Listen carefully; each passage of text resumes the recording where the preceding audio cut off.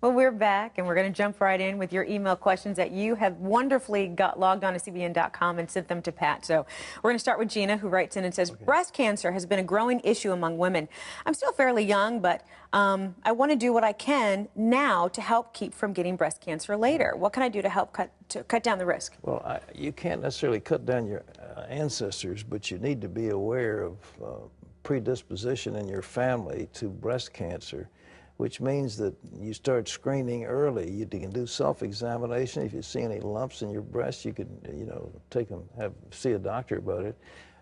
They recommend after 40 that you have a mammogram. Well, there's some people that don't think that's any good, and there's some that say if you do have cancer, the way they do those mammograms is they squeeze down on the breast and it's liable to spread the cancer. So the jury's still out on that one, but we're back to the same stuff. Avoid fatty meat, a lot of beef and things like that. Eat fish, fish oil, the usual stuff. Eat fruits and vegetables. Do a lot of exercise. It's the same drill for everybody, whatever it is, whether it's prostate cancer or breast cancer or obesity or whatever. I mean, it's health and fitness. But in this case, if you do have a predisposition, the other thing that you need to watch is to have a gynecologist who is aware of, the uses of estrogen and some of the medications that are available for women.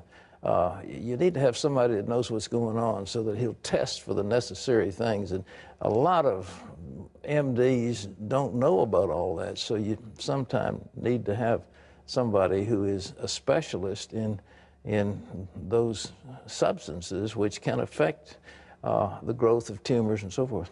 All right?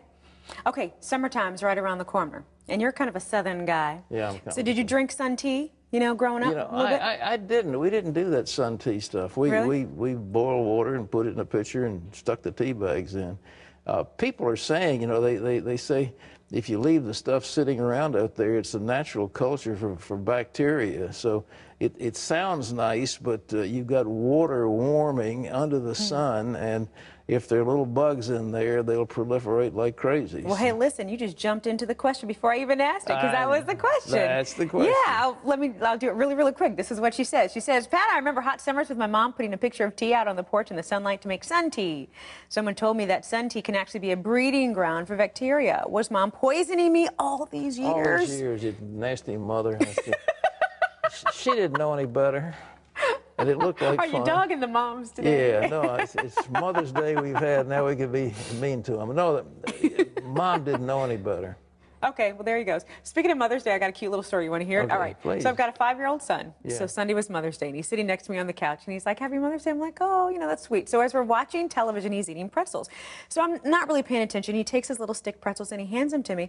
And I'm like, thank you so much. And he's like, and I go to eat it, and I'm like, why is it kind of mushy? He goes, Mommy, I sucked all the white things off for you. So he was sucking the salt off for me and handing me the pretzels because he loves me so much. Isn't that sweet? Oh, to be a mother. Yeah.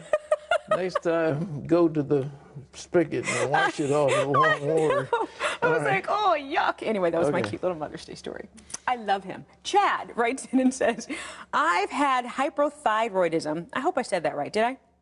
Hypothyroidism? Hypo. Yeah, that sounds right. For some time now, and I'm not sure how to best deal with it. Are there any natural remedies for hypothyroidism? And I don't like the idea of having to take drugs. Well, I think you'd better take drugs in that case. What you're saying essentially is that your thyroid isn't working properly, and so therefore your metabolism isn't working properly. Therefore, you're not functioning. You're not as energetic as you ought to be. You have a predisposition toward fat, et cetera, et cetera.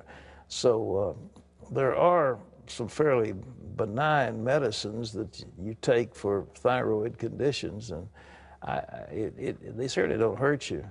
And I don't know about natural remedies for thyroid. I'm sorry, but there are remedies which they have out there that can boost your thyroid's activity. Got a question for you. Organic.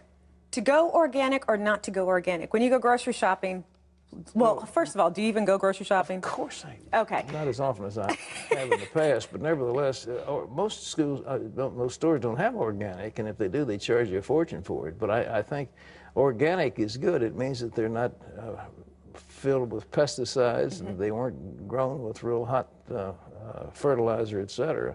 So they're better for you, and if you can get chicken, for example, that is organic, it tastes so much better, and the vegetables taste better. Yeah, well, here's some of the problems. Like Julie writes in and she says, well, buying organic food can get expensive rather quickly. What can I do to save money when I buy organic? We know it's good for you, you know, the pesticides, but what can you do? We're all on a budget. Well, you know, be a smart shopper. Look what they've got in the store. I mean, you know, each supermarket's different, but I'd go to those stores where they haven't jacked the prices up. You know, do a comparison shopping.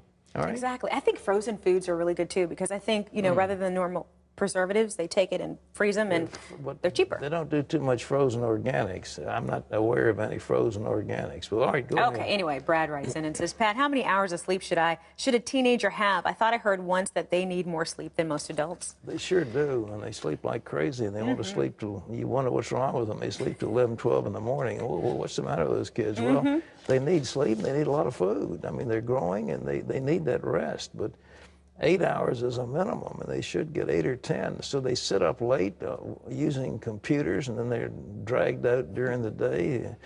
They are growing, and there's a tremendous amount of demand being placed on their physiognomy, on their bodies. So the more sleep, the better. But it's the same thing with everybody: sleep, exercise, good diet, etc.